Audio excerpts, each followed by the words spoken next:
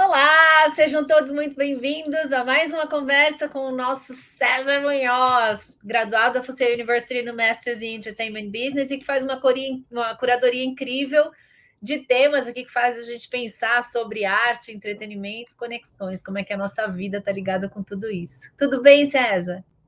Tudo bem, Carol? Que bom te ver, que bom ver o pessoal que nos assiste sempre por aqui. Pois é, hoje vamos falar da Taylor Swift, que dispensa apresentações, né? Todo mundo conhece a Taylor Swift. Eu, você, minha mãe, meus sobrinhos, é, cachorro, gato, todo mundo conhece a Taylor Swift, né? Mas vamos começar com aquela conversa, com aquela pergunta de sempre. Quando você pensa em Taylor Swift, você pensa em quê? A conversa vale para você, Carol, e para o pessoal que está nos assistindo. Deixa aí nos comentários. O que é Taylor Swift para você? Para mim traz muita coisa da jovialidade, né? E eu acabei de faz, sei lá, 3 dias, estava conversando com a minha sobrinha, que não é daqui de São Paulo, que tem 13 anos, né? Você está falando, minha mãe, eu e meu sobrinho estamos aqui na mesa, e a minha sobrinha estava, tia Carol, eu quero ir para São Paulo no show da Taylor Swift. Falei, te levo, mas o combinado é, você entra no site, você, né? Eu passei a banana para ela. Você compra a sua e a minha, eu te reembolso, mas você fica atrás de comprar o ingresso, daí te levo. Falamos isso na noite anterior, no outro dia de manhã, e aí, conseguiu comprar? Ela, acabou já, não tem mais. É, Ô dó. que sofrimento, né? Mas é um sofrimento grande para o fã mesmo não conseguir esse ingresso. Cara, R$ 1.000 o ingresso e em horas. Não, não tem mais. So É. sorry. Então, esse furacão, né? Essa potência assim da galera ficar alucinada, querer ficar perto. Acho que isso eu acho que o som dela, a música, a letra, tudo, né? Eu acho que para mim traz muito essa coisa da jovialidade. Acho que quanto mais ela fica mais velha, mais a gente também se encontra ali nas letras, mas ela consegue manter, né, a garotada, o pessoal mais jovem, mesmo ela não tendo 20 anos, 15 anos, né? Então, acho uma potência mesmo. E é legal a gente ver, acho que tantos estereótipos, né? Eu acho que ela confunde muito as pessoas nesse olhar do estereótipo, né? Porque quando você acha que você entendeu, ela fala, não, eu não sou isso, não, eu não sou isso. Eu acho que ela consegue transitar muito bem e se manter íntegra, né? Eu curto bastante. Mas não vou ao show, né, César? Porque não tem ingresso. Pois é. Olha só, Carol, eu fiquei vendo essas notícias dos fãs da Taylor Swift sofrendo, né? Sofrendo. A gente vê os screenshots assim da tela de compra de ingresso, né? Você é o 21º milésimo milionésimo da fila. É doído mesmo. Eu lembro quando em 2006 eu fui comprar o ingresso para ver a Madonna e a gente passou por uma coisa um pouco parecida. É, quando ela vier também para o Brasil vai ser igual, né? É, mas eu consegui o ingresso, graças a Deus. Agora, é triste que ver isso acontecendo, porque o fandom da Taylor Swift é um dos fandoms mais maravilhosos mesmo, mais intensos, né?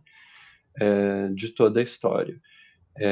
E já quero aqui dizer para o pessoal que está assistindo a gente, eu não sou fã de Taylor Swift, né? Eu pesquiso Taylor Swift porque eu pesquiso cultura pop, né? Eu falo de cultura pop, eu estudo cultura pop, eu trabalho com cultura pop, mas já quero dizer para o pessoal que está nos assistindo, corrija a gente aqui, se a gente falar alguma coisa que não está certa, porque o fã da Taylor Swift é aquele fã com referência bibliográfica. É como eu sou fã da Madonna, por exemplo, né? Eu corrijo os outros quando os outros falam de Madonna, então quem está ouvindo a gente aqui e é fã de Taylor Swift, corrija a gente aqui e ajuda a gente, né? Deixa aí nos comentários. E tem muita razão para isso. A Taylor é uma das compositoras mais talentosas de todos os tempos. Ela está na lista de 100 maiores compositores de todos os tempos da Rolling Stones. Ela tem 12 Grammys. Ela está no Guinness por múltiplos achievements dela.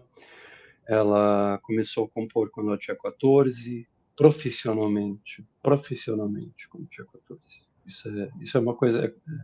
Taylor Swift e Beyoncé têm histórias muito parecidas nesse ponto. Assim, elas começaram a trabalhar propriamente dito, né? Muito novas, assim, né? Ela é sagitariana, que nem eu. E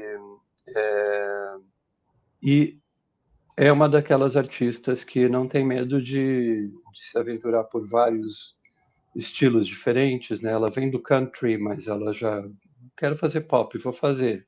Fez bem. Quero fazer eletrônica, vou fazer. Pá! Vou fazer folk, vou fazer. Pá! Ela acerta tudo, né? Ela acerta tudo e ela entrega sempre uma obra de qualidade, né? É uma daquelas obras mesmo retocáveis, assim, né?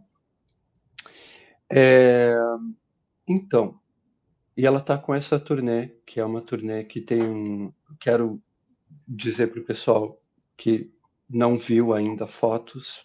Se você vai morando em Marte e não viu nenhuma foto ainda da turnê da Taylor Swift, corra para o Google Images ou para o Instagram, veja o stage design dessa turnê. É uma coisa linda, maravilhosa. Ela mergulha no LED. É mágico, assim, né? Porque ela tem essa capacidade. E ela é uma das artistas que ela nasceu em 89, veja. Ela nasceu em 89. Em 2023, ela está fazendo uma turnê que se chama The Eras Tour, a turnê das eras dela. Então, ela já está revisitando a carreira em 2023, né? A Madonna está fazendo agora uma turnê de Greatest Hits. Ela já fez uma anteriormente, mas ela está fazendo mais uma agora, né? E a Madonna já tem 50, 60 anos de carreira, né? 70 anos de carreira, né? 70 anos de idade, mas já tem mais de 50, 60 anos de carreira. Então a Taylor Swift ela já está estabelecida, né? Ela é comparada a Shakespeare, por exemplo, né? É uma coisa, é uma potência mesmo, né? Quero começar por um detalhe bem bobo aqui, mas que eu achei tão legal, assim, engraçado e curioso, assim. Quando quando a gente vai estudar a cultura de popstar, uma das coisas que a gente pesquisa é o net worth, né? Que é né, em termos simplistas, assim, é o dinheiro que a pessoa ganha menos o dinheiro que a pessoa tem que gastar para manter a vida e a carreira, né? O gato da Taylor Swift tem net worth. Quanto você acha que é net worth? De um dos gatos, ela tem vários gatos, né? Tenho a Mas um menor dos gatos ideia. da Taylor Swift tem net worth. Quanto você acha que é? Putz, sei lá, tá na casa dos milhões? Oh, 97 milhões de dólares. Ele é o terceiro pet mais rico, não é o mais, né? Mas, Quem é o mais rico? não sei. Não sei. Cara, Mas até para se preciso ficar amigo desse mais rico. tem que nascer no lugar certo, na hora certa. É, pois é. Enfim. E aí, Carol? Talento, né? Como o talento move, mas talento não enche barriga, né? E nesse ponto a Taylor Swift também se destaca, porque ela é daquelas artistas que hoje ela lê contrato, ela cometeu erros no passado, cometeu. A gente pode botar erro aí numa questão, numa estante aí de questões relativas, assim, né? Porque quando você está crescendo e quando a gente mesmo quando a gente não está crescendo, a gente também, todo mundo comete erros nesse ponto, assim, né? Mas uma das coisas que destaca muito a importância da Taylor Swift na indústria do pop é o fato de que ela teve um problema, ainda é um problema que persegue ela aí, das masters dos primeiros discos dela. Os discos que tornaram ela famosa estão em propriedade da gravadora inicial dela, né? Os primeiros managers, a primeira gravadora com quem ela se envolveu. E assim, ela poderia comprar os masters, né? Para quem não sabe, master é a gravação, né? A pessoa ensaiou, gravou, montou a música, aquela música montada, né? A cópia original em fita ou em disco, ou seja como for, da música gravada, aquela música, né?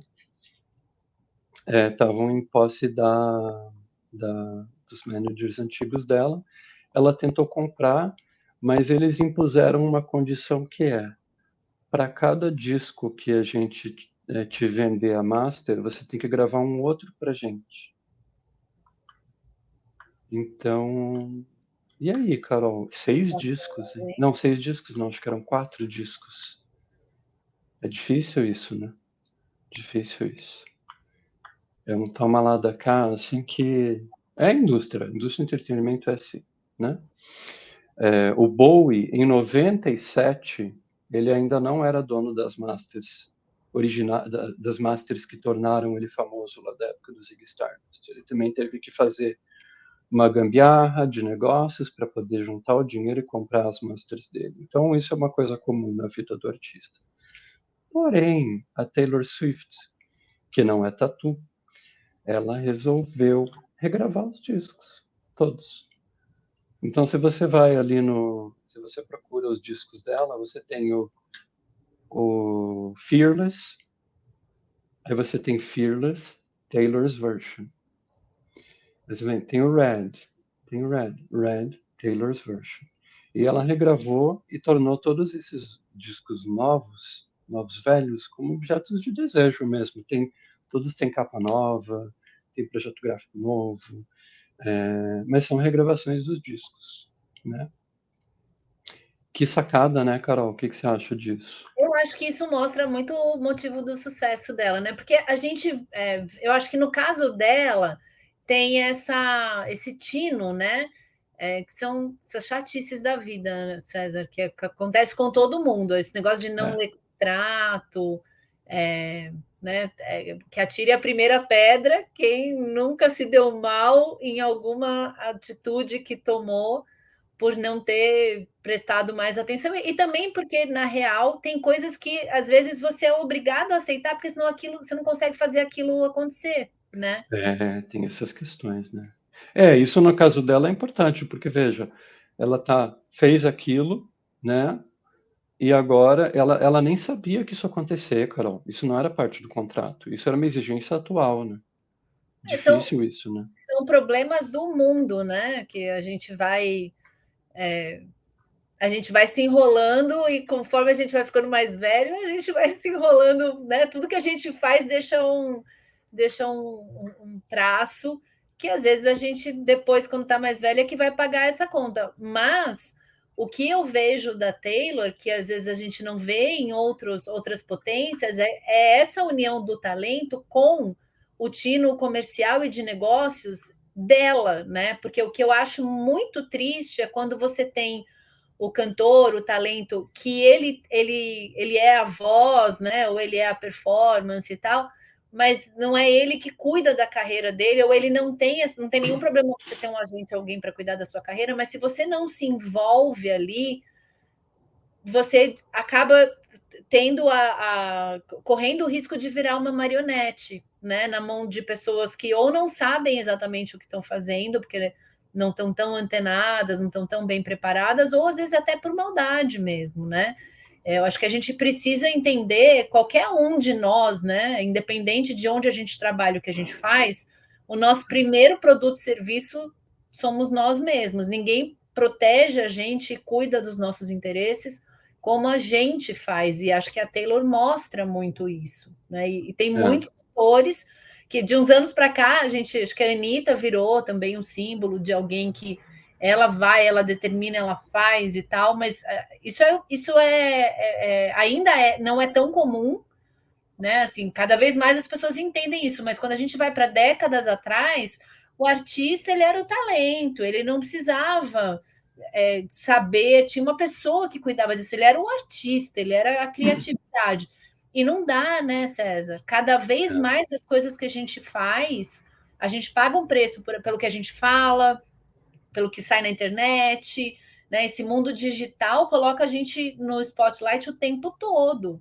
Então, se a gente não aprender a ler contrato, se informar, se treinar sobre o que é possível fazer ou não, o talento às vezes até joga contra a gente, né? Porque expõe a gente mais ainda. Para um artista, né? Você vira propriedade É, de alguém, propriedade de uma empresa, de uma gravadora e tal. Então, eu acho que essa postura dela mostra muito isso, que acho que talvez é até maior do que o talento, né? É essa visão e essas viradas que ela tem, que ela dá, que eu acho que são sensacionais. pois é. Imagine que tem artista que até hoje, Carol, vai fazer o show e não é dono da composição. Toca a música que criou e para cada vez que ele toca aquela música, ele tem que dar dinheiro para a pessoa que é dona, né? Paul McCartney. Paul McCartney, não, hoje não é mais o caso dele, mas durante muito tempo ele não era dono nem das composições nem dos fonogramas, né? Inclusive tem um caso famoso da amizade dele com Michael Jackson, que ele deu um conselho para Michael Jackson, né? Falou assim, ó, cara, quer fazer dinheiro na indústria, compre catálogo, né? Daí, um tempo depois, já comprei o teu. Né? Anyway, enfim, essa é uma das coisas legais aí da Taylor Swift. Outra coisa também que, para mim, galvanizou o meu respeito pela Taylor Swift foi o pepino que ela passou com a turma do Kanye West, né? Para quem não acompanhou, tudo começou quando num VMA, num Video Music Awards da MTV, a Taylor ganhou um prêmio de melhor vídeo, eu acho, e ela ganhou de Single Ladies da Beyoncé. E ela subiu no palco para aceitar o prêmio. O Kanye West subiu, interrompeu ela, pegou o microfone e falou: Desculpa, eu acho que a Beyoncé devia ter ganho. E não deixou ela falar, né? E ela, menina ali, né? Tava as primeiras expressões de estrelato que ela estava tendo que lidar, de repente chega aquilo acontece, né? Aí a Beyoncé, graciosamente, no final, quando ela recebeu o maior prêmio da noite, ela falou assim, não, né, obrigado pelo meu prêmio, mas eu tenho que chamar aqui uma pessoa que tem que viver esse momento também, chamou a Taylor Swift e falou, pega o microfone e agradece teu prêmio, que o prêmio é teu, né?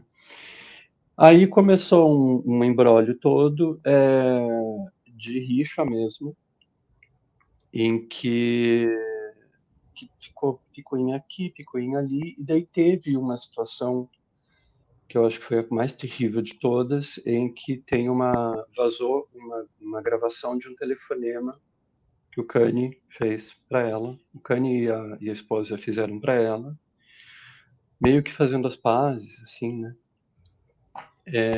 Vazou essa gravação.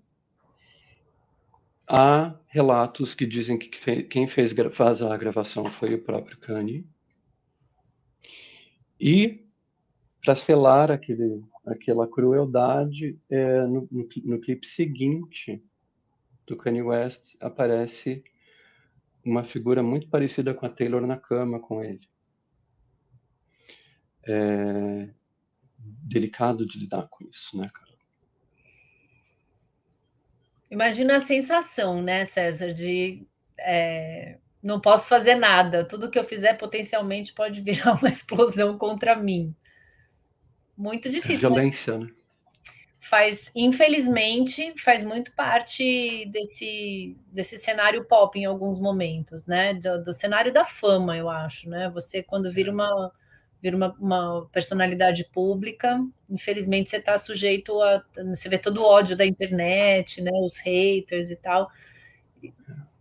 Tem que ter uma força aí de não é de caráter, né? Mas é uma força de personalidade mesmo, de resistir a tudo isso, ainda mais jovem, né? Você não Nossa. tem tanta maturidade e tal. Às vezes nem velho a gente tem maturidade, né? Então você vê as provações aí que a pessoa tem que passar.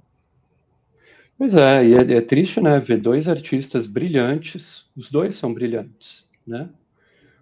O Kanye tem uma das obras que mais me emocionou até hoje foi um filme que ele fez, que ele lançou no IMAX, que é uma missa. Quando o Kanye começou a lançar os discos religiosos dele, ele lançou um filme no IMAX. Lindo, é uma coisa linda, linda, linda, linda. Aquilo é brilhante, assim. Agora, para que fazer isso, né? Precisa, né? Anyway, aí ela sobreviveu, como a gente está falando dela, ela sobreviveu e lançou um disco chamado Reputation, em que ela fala do trampo que é ser uma pessoa, sentir-se solitária entre a multidão, entre fofoca, entre gente falando mal dela, gente da indústria. Imagina, Carol, se a gente está, né, todo mundo em qualquer ramo de trabalho, passa pela situação, às vezes, de você estar andando pelo corredor da empresa e as pessoas ficam te olhando por algum motivo, né? Ou às vezes a gente passa isso por um lado, às vezes passa do outro, às vezes a gente que olha, né? É uma situação delicadíssima, né? E ela estava, o corredor do trabalho dela era o mundo, né? Então, ela foi lá, foi pro canto dela, falou, não preciso falar disso. Lançou esse disco, que é um disco brilhante também, como todos, e ela tá aí, né? E ela se posiciona mesmo, né? Outro exemplo de posicionamento dela são os posicionamentos dela em relação à indústria do streaming. Ela lançou uma carta aberta para a Apple. Deixa eu pegar minha cola aqui, que eu não sou enciclopédia. Em 2014, ela removeu o catálogo dela do Spotify, porque ela achava que o serviço gratuito undermined. Como é que a gente fala undermined em português? Menosprezava. É, menosprezava o serviço premium, que é o que paga mais para os songwriters, né? Paga mais royalties. Eu falei assim, não, meu trabalho, eu preciso receber pelo meu trabalho, né? Então ela removeu, correu um risco de transformar todos os fãs dela em haters, mas ela falou, não, gente, eu vou fazer meu trabalho, eu não vou fazer isso, né? E daí, em 2015, ela lançou uma carta aberta para a Apple, criticando a Apple pelo fato de que, sabe quando você faz todo serviço de subscribing, você tem 30 dias, 7 dias grátis, né? Então, tudo que você ouvisse da Taylor Swift durante os teus 30 dias grátis não pagava Taylor Swift e as pessoas envolvidas nas gravações da Taylor Swift. E ela criticou a Apple Music no dia seguinte. A Apple Music começa a pagar os artistas. Então, isso é poder, né? Isso é poder.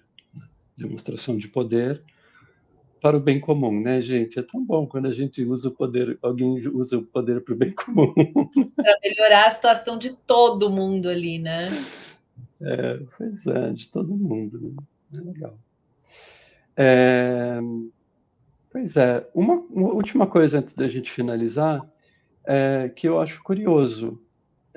Sempre me chama a atenção quando eu vejo a biografia de alguém e vejo que está na biografia da pessoa, é que a Taylor estudou em escola Montessori, que é o caso do Jeff Bezos também, né? Então, para quem não conhece, escola Montessori é um tipo de escola que você, ao invés de você sentar numa sala e você receber o conteúdo nas aulas, você é inserido num espaço em que você tem cantos de exploração, né? Então, aqui você tem uma estante com um monte sei lá, de tubos de ensaio, coisas assim, não sei o quê. Aí você vai ver o que acontece com os líquidos ali quando você mistura.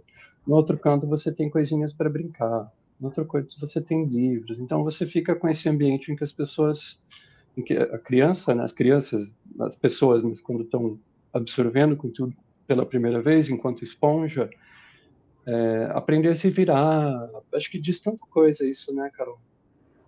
Eu estava lendo essa semana, César, sobre a diferença da escola que prepara o aluno para a vida e a diferença da escola que prepara o aluno para o mercado de trabalho. Como a gente procura a escola que prepara para o mercado de trabalho, né? E como que a gente faz isso? Procurando escola, olhando a quantidade de aprovação aqui no Brasil, né? No Enem, faculdades públicas, cargos que as pessoas estão ocupando, né? E a gente, às vezes, nem leva em conta a possibilidade de uma escola que é fora da caixa, né? Que é diferente, que vai oferecer uma outra proposta.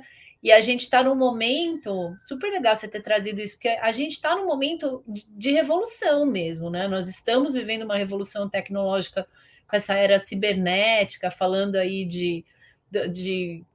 do momento da singularidade, né? Das máquinas passarem realmente a superarem a gente, né? Isso muda tudo. Então, o ponto da singularidade está previsto para 2045, mas, gente, 20 anos, nós vamos estar vivos ainda. Eu, com certeza, César e eu estaremos aqui de bengalinha falando de como está sendo louca essa transformação. Lembra da Taylor Swift, Carol? Os nossos hologramas, né, falando, vai ser demais, nós vamos estar aqui. Mas, assim, é muito louco você pensar numa formação ainda, né, que olha assim, vou preparar meu filho para o mercado de trabalho de hoje. Gente, o mercado de trabalho de hoje é diferente do ano passado, né? Não tem escola que... Claro que a escola tem que ter uma visão também para o que está acontecendo em termos de trabalho e tal, mas essa não é a maior função da escola. A maior função tem que ser a função de preparar para a vida, né? E a Montessori é uma das linhas que prepara para a vida. E essas pessoas saem com outra visão, né, do que elas podem fazer, outra visão de empoderamento do uso da criatividade. São pessoas que não são colocadas na forminha. E aí você vê depois o que elas conseguem criar na vida, né? Porque já foram acostumadas desde pequenas a ter essa visão de outros tipos de recurso que sai da gente mesmo, né? Então, pô, que legal. Não sabia que ela tinha estudado numa escola Montessori, que demais. Pois é. Deu no que deu, né? Uma pessoa centrada, né? Acho que também a educação Montessori tem muito a ver com isso.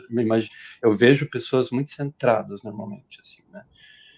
Pelo menos quando a gente fala em figuras históricas, como o Jeff Bezos e a Taylor Swift, pessoas que têm a capacidade de passar pelos perrengues que passam, mas acabam conseguindo, né?